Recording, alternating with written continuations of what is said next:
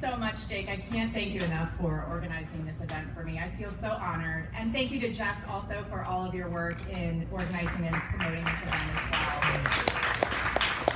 Thank you to Ocotillo for having us.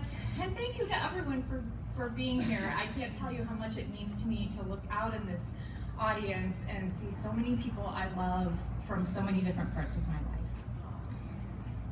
So, this book. This is not an easy book to read. This is not an easy book to read from. This was not an easy book to write. This was not an easy life to live. To introduce the concept of the book, I'll start by explaining the title, Hemming Flames, which comes from the last couplet in the last poem of the book. Yesterday I invented fire, today I'm hemming flames. Sorry, just a second. Screwed up my timer.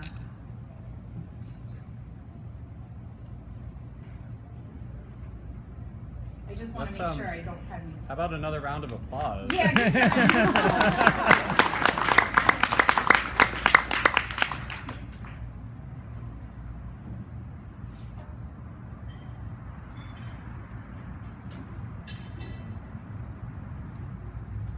So the couplet is, yesterday I invented fire, today I'm hemming flames. And there's two reasons that hemming flames and this couplet are a fulcrum for the book. And the first is that hemming flames represents something dangerous and impossible. And that has been my situation in life for a long part of my life. The couplet also exemplifies my mother's bipolar disorder. And so inventing fire represents her manic stages, where she really felt she had supernatural powers. And hemming flames represents her suicidal states when she was in massive depression. And I always like to have a theme when I read, and my theme for tonight is the M-bomb. When I teach poetry, I tell my students that when you use the word mother in a poem, it carries weight that other words don't. So I call it dropping the M-bomb. And I'm going to drop a lot of M-bombs tonight because I'm going to read 10 poems that are related to my mother's story. And let me start by talking about my mother's story. She graduated from Stanford in 1963 with degrees in political science and international relations. She immediately took a job with the IRS in San Francisco until she had a nervous breakdown and disappeared. Subsequently, she had more nervous breakdowns. She attempted suicide many times, including once when I was 15 and I saved her life. She received electroshock treatments. She was locked in over 30 mental institutions in 6 different countries, including 18 months in a Russian mental institution where she was nearly tortured to death. She came back 60 pounds lighter and missing many of her teeth. She had traveled to Russia to begin with because she was a communist and she wanted to emigrate because she believed she was a victim of dirty trick harassment by the CIA and the FBI. And I do have her files, and it's not true that they were necessarily harassing her, but they were following her. When she came home, she found a therapist and a drug that helped her. She got onto the drug Depakote, which is actually a drug for epilepsy, but somehow it helped her. And she lived for about 15 more years, had a job, had a home, and actually became a treasurer in the Communist Party USA, CPUSA. You'll see that in the book. I wrote this book because I want to protect all of you. I want us to protect each other. I want pain to have a face. I've told these stories as facts, but those facts are embodied in the book. And I want to start with a quote by Robert Frost. A poem begins as a lump in the throat, a sense of wrong, a homesickness. So I'm going to read the first poem in the book, and just a few things. I'm going to give just a couple bits before each poem. My mother attempted suicide after we got in a fight one day. I came back, she had taken a bunch of pills, and I saved her life. I couldn't really live with her after that. It was hard. I couldn't forgive her. I was afraid of her. I was afraid of what would happen next. So I left, and I couldn't be with her. But we would see each other here and there, and that's what this poem is about. Losing our milk teeth. Back then, we were all such good little Bolsheviks. Now I am that vaguely familiar character from a film you cannot name. What choice did I have but to disappear from your house of faulty methods?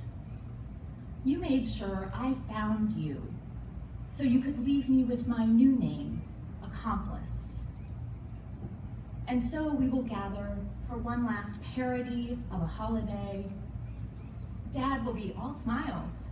He'll say, pass the motherfucking peas, and could you try not to murder yourself in front of the children? You can laugh. It's supposed to be funny. So recently a reviewer commented on the book that it's really about two families. It's about my nuclear family, but it's also about my literary family.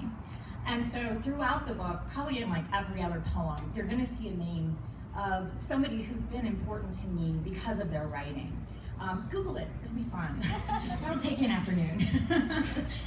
But one of the most important poets in my life is John Berryman, and those poets in attendance today may see little ticks that I have that are Berryman ticks. But he makes his way into this poem for this reason. His dad shot himself when John was 12, when John Berryman was 12, and it happened right outside John's bedroom window. Thanks, Dad. And then, so Berryman wrote a lot about that suicide throughout his life. And then in 1972, he jumped off a Minneapolis bridge and killed himself. And my mother grew up in Minneapolis. I grew up in Ohio. She and my dad raised me in Ohio, but she grew up in Minneapolis. So there were just so many resonances with John Berryman,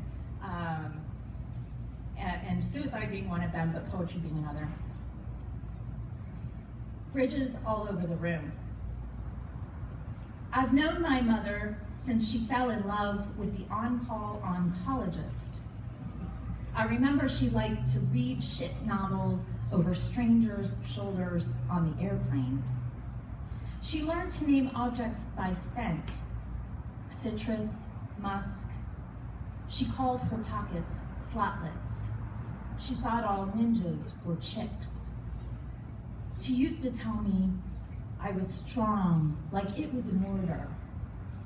Now she's in bed for what might be my lifetime. She asked for political asylum in the lunatic asylum. I begged her not to think like Berryman because there are bridges all over the room.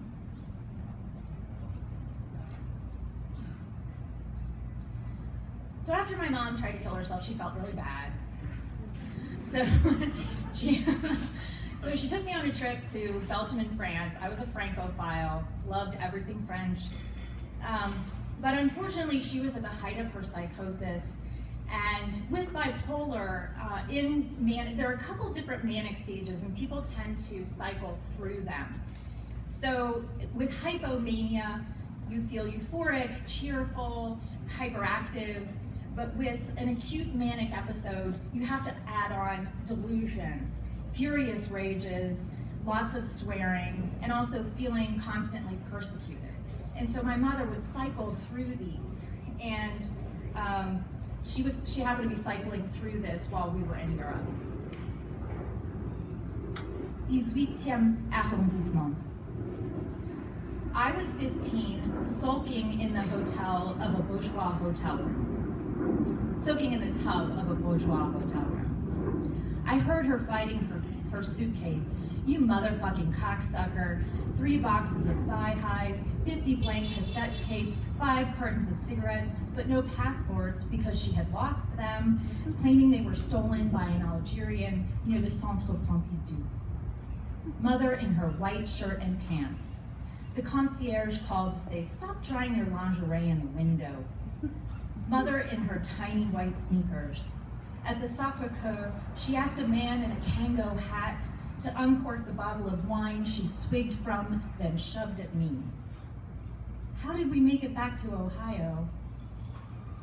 I have spent so long apprenticed to the drunk and insane that I know terror dressing up in anger's hat and coat, terror wearing anger's fake mustache.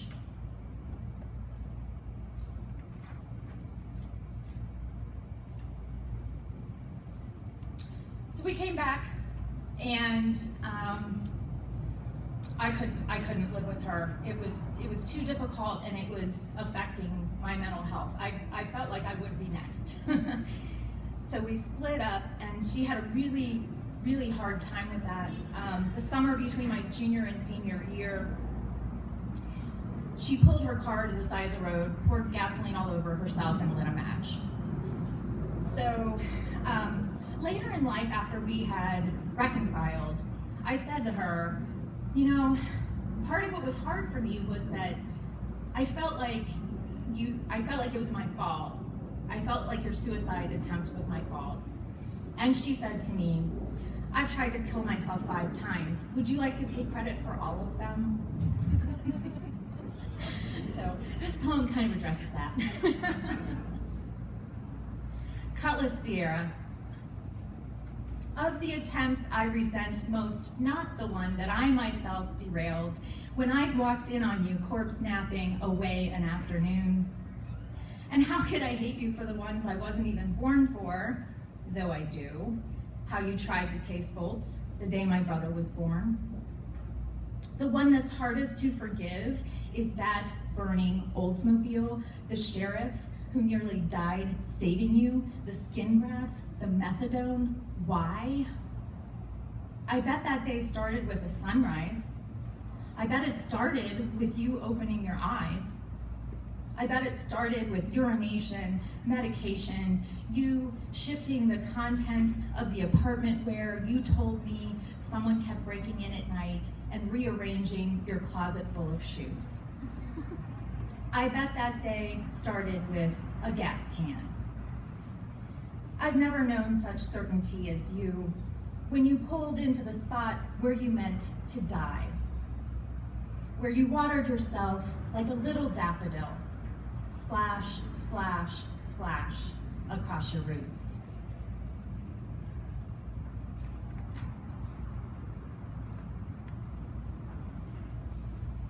So one of the things I had to do was some boundary setting.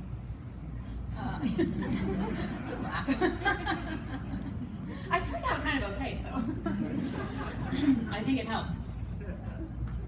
And this poem is kind of about that boundary setting. It ends with a little lie. It's a little bit of a lie, but you'll see when I get there. It's a pep talk I gave myself. The birth of no. I remember everything, but in an order I cannot control. It was suicide season. I was 14, and I couldn't believe my mother's thrift, like she had missed a few zeros. It was in a room where everyone was known for something. The doctor was wearing a double-breasted suit. Later, I walked far away while pondering, what do I have to do to live to 15? I passed that neighbor who was always doing something ugly with his land. He asked me a question, and when I quoted Proust, he asked, who's that, a family friend? Now the neighbor's fighting a hose. I keep counting his trucks, thinking I am missing one. What if, for today, I touch everyone I see? I'm not afraid to hit someone if they need it. I kind of am.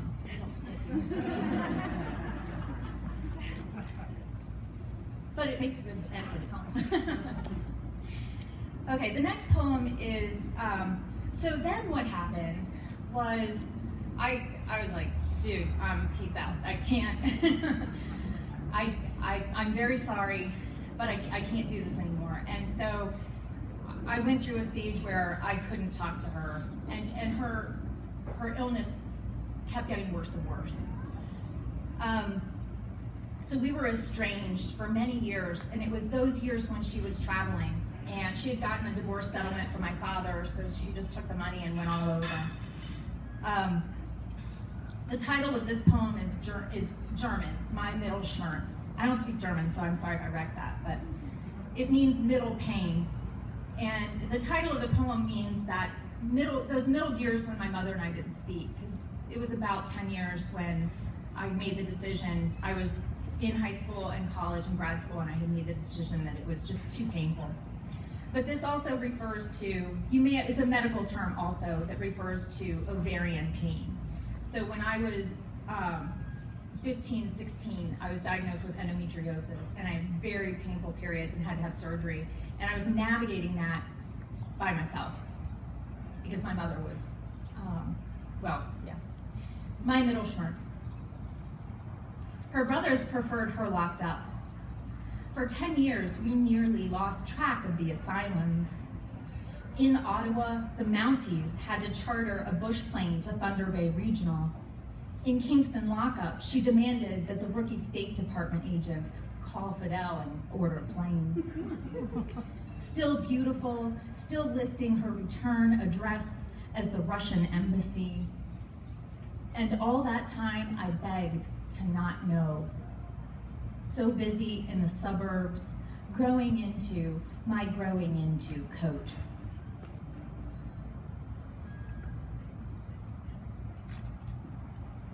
So while I was in college, I spent a year in Europe, and I was protecting myself, I was doing what I could, but I couldn't stop these deep and emotional longings. I was very lonely, and I was very worried about her and sad, and missing a mother figure as well. And so what would happen to me just walking around is I had this kind of, Jamie's here, he could let me know what I was doing. I had this projection issue where I would attach to strangers. And that's what this poem is about. And it's, there are some Czechoslovakian words in here, and I'm really sorry, I can't pronounce all that well. Should probably get a coach for that, but bear with me. Night falling, Czechoslovakia. Drowsy over the cobbles, I pass a portrait of Kafka, chalked like a hallucination on the wall of a preschool. The day is turning pink. On the subway, a blonde child rocks with the swaying of the train. Soon we have changed places. I am now swaddled in the lap of a woman wearing jewelry shaped like shucked oysters. My stop trembles into view, so I wade in the whispers of the hookers of that Klesli Namesti, reaching the square as the astronomical clock clicks towards 7 p.m. In the cloudy dining room of a hotel, I can't read the menu. I tap the woman beside me. I purse my lips like a fish, and she offers the English word trout. It arrives, has eyes bluer than mine, and scales of sparkling silver. I wish to pluck them and present them to her like coins, but she has disappeared. Among all the faces in the street, I can't find the woman, the mother, or myself. I am buying crepes from a stand near the Church of St. Nicholas. I am listening to jazz near Radkany. I am drinking beer at U Pinkasu. I am looking for the child again, the mother on the train. I search for the woman in the den.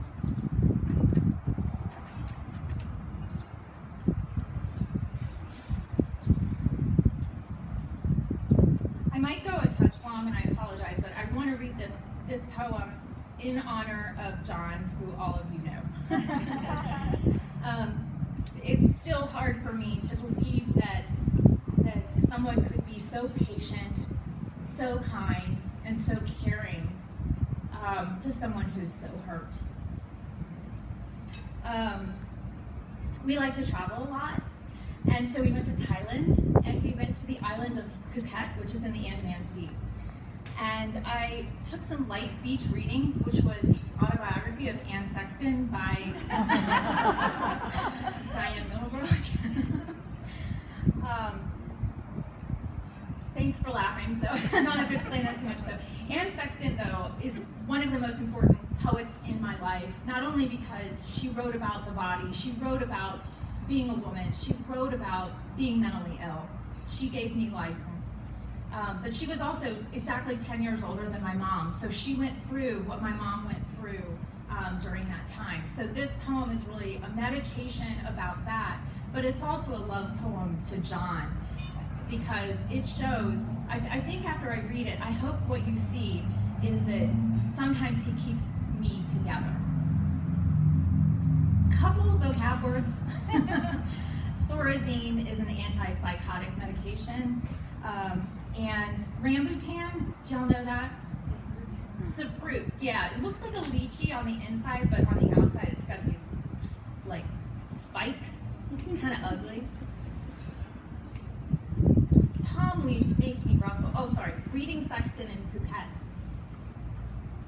Palm leaves make me rustle, and gardenias. I am using the pill to skip a period so I can swim unplugged in the Andaman Sea, and a man says he loves me, but I don't know where he is. Anne is breaking down, a decade before my own Anne, and for all the right reasons. Theirs are the days of Thorazine, weight gain. At lunch by the beach, the man and I eat steaming tom yum goong, spicy as natives.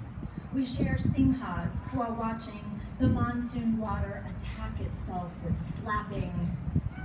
The churning makes me crunch, clenches my jaw. But the man says, I am beautiful. Was your Anne mad? I want to ask the man. As mad as any Anne ever was? Did she pray for the rare days her madness morphed into metaphor? Did she seek altered states of why does it matter? Just like I've learned every good Anne should. I don't tell the man over the tom yum that I'm contemplating losing my mind. I let the helmeted hornbill chirp from a tiled roof line. Later, the man and I eat rambutan as if it weren't ridiculous to do so. On the causeway, we dodge motorbikes, photograph the skinny fishes. My period comes, spotting my polka dot bikini. I've failed in my own annihilative way. I turn some pages. I can't tell where Anne is. And now, where is the man? Where is the Andaman?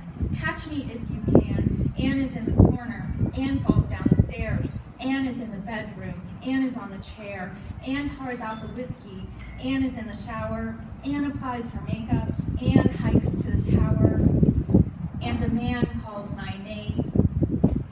Beautiful, he says. Up for a swim?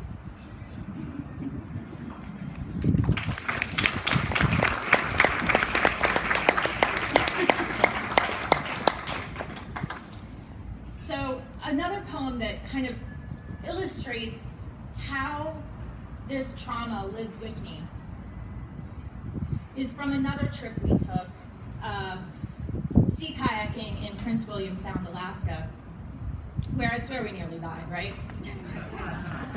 It was pretty bad. We got stuck way out. There was a big storm. There was wind coming down. We couldn't get to shore. There were boats coming. We were out for hours. I was getting cramps. It was pretty scary. We were staying at Orca Cannery, which was, it used to be a campus where people would go and can fish, but they turned it into a resort so that you could nearly die in the sound of it. Come back and have some drinks. So you're gonna see some Thorazine again here. Midnight at Orca Cannery. Prince William Sound. I'm paddling an orange kayak that must look gray to the tenders. The tips of my paddle disappear left, right. Rain clouds occluding, water seeping my skirt. The shore retreating, Sisyphus v. Poseidon. Not sure if I'm afraid to die or begging to. Later in the cannery dorm, white walls and mattress. I wake, sculling the ceiling. The water still mounts me, ticking strokes in the dark, whack at the dank buzz of a trapped mosquito in a white room, like my mother in a white room just outside Moscow. A knock at the door, one cold meal, one Thorazine, lifting the robe again, the tips disappear, and what does breath offer? Only fog.